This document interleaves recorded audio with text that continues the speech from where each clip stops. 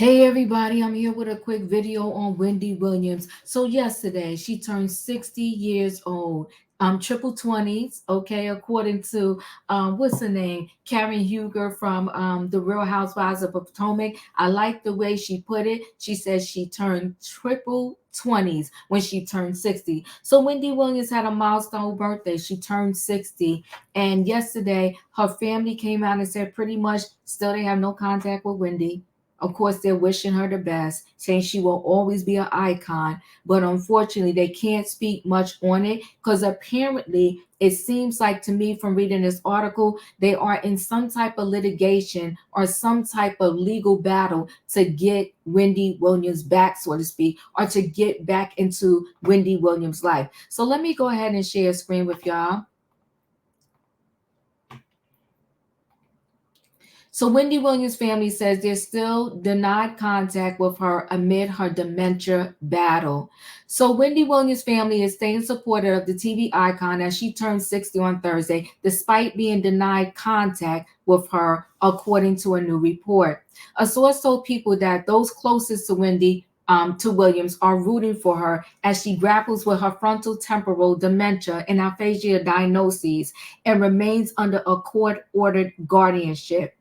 Wendy Williams' family is unable to speak on her current condition and location due to ongoing litigation and the fact that they have largely been denied contact, the insiders shared. So that part due to ongoing litigation, I'm feeling as if the family is trying behind the scenes to get back into Wendy's life and perhaps break this guardianship that just seems so unfair, so crazy to me, and just like it's out of this world. How could you have living family members that care about you and a court can decide that you are not able to be in touch with them? Now, if a court wants to decide that you can't handle their legal matters, you can't speak on their medical behalf, okay. I don't like it, but okay. But a court can determine that you can't see your own family member. That just seems insane and doesn't make sense, including her own son.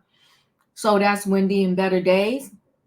So, but they are rooting and praying for Wendy and want to express their well wishes as she celebrates her 60th birthday. The source added, she was, is, and always will be an icon. Williams' guardian, Sabrina Morrissey, didn't immediately return page 6 request for a comment. Well, Sabrina's not going to talk, right? Because Sabrina does not want to answer the difficult and the hard questions. 1, where's Wendy? 2, where's her money? 3, why did you seem to let her be exploited in this Lifetime documentary when she was under your watch during the time of the documentary? How did you let this happen? And if you, the guardian that is being paid to do a job, can let this happen, then she might as well be with the family, okay? How could they do any worse?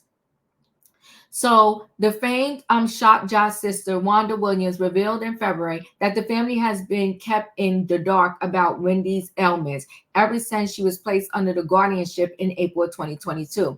It just appeared that all was cut off at that point, Wanda told people at the time. Earlier this year, however, the former talk show host team announced in a statement that she had been diagnosed with the same neurodegenerative diseases as Bruce Willis.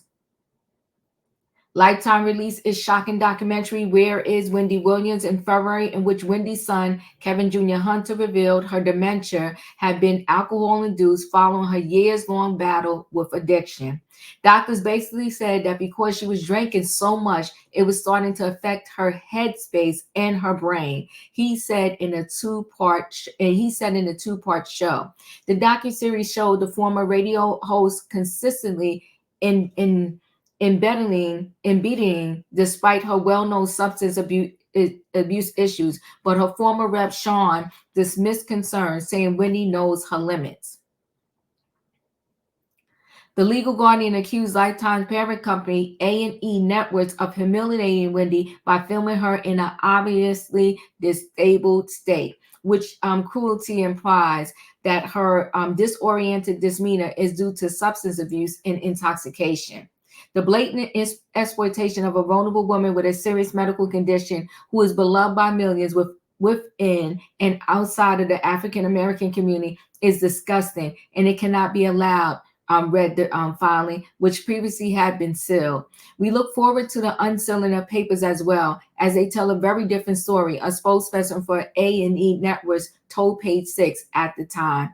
So listen, there's a battle right now going on. I like this picture, Wendy. So let's set the screen here for a minute. It's a nice picture, right? She loved her crazy boots. She loved her wigs. She just loved being over the top, right? Everything about Wendy was over the top. And in another video I did, I mentioned that Wendy's longtime friend Reggie said that Wendy would have never wanted to be seen without her wig. Wendy would have never wanted people to see inside her home in the disarray that it was in, and with an alcohol bottle just laying half empty around. And she would have never had anything being filmed with just a whole lot of money laying around.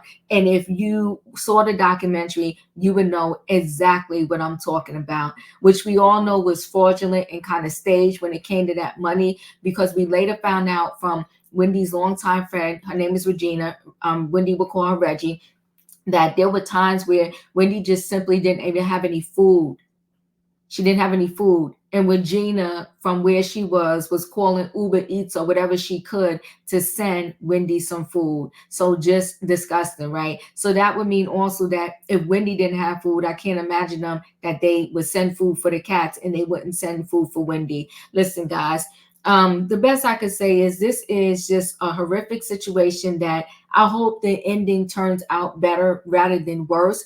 I hope that Wendy's family is behind the scenes fighting to get back into her life, and that nothing happens to Wendy and they are still not in Wendy's life. I think that the family has a right. It doesn't mean and there's no money, according to everybody now, for them to even take from Wendy. So let the family back in Wendy's life. But I think part of the reason why they won't even let the family back in her life now, even though there's no money, is because they don't want the family to start investigating in real time, where did all of this money go? It's just a very sad situation. But on a higher note, Wendy has celebrated her 60th birthday. Blessings going Wendy Williams' way. Blessings going the family way, hoping that they can definitely get back in Wendy's life. And all I can say is this: a lot of people, because there's a rumor that Lifetime is trying to make another segment of Where's Wendy Williams. A lot of people are for it because they're thinking, the exposure and to bring Wendy's name back into the forefront. But it seems like I thought the initial documentary was going to help resolve Wendy's problems of, not knowing where her money was and her family not having access to it. But it seemed like it didn't. I'm not quite sure what a second documentary will really do in terms of helping Wendy Williams, but on the fence about it. And I'm not sure what anything new they can show, especially if they're going to just show old material and not show us Wendy's current state. It would be a waste of time. But anyway, guys, chat with me in the comments, and when I get an opportunity, I will chat back. If you're not a subscriber, subscribe. Hit the notification bell so that every time I upload a video, you will be notified. If you are a subscriber, welcome back. Everybody, thanks for watching. Don't forget, hit the like button. Let me know your thoughts on this video. And happy birthday to the queen of talk, and that is Wendy Williams. Thanks, guys, for watching, and I'll see you in the next video. And you know what? Before I go, I will say this. A lot of people that are in this sector, because YouTube has a lot of different sectors. There's people with the makeup, there's people with the fashion, there's people that just eat on YouTube and people love it. But the people in this kind of gossip sector, and when I say gossip, that means that we report on celebrity news, current news, and all of that. People in this sector, Wendy Williams is definitely one of, and probably the number one trendsetter for this particular sector of podcasting, right?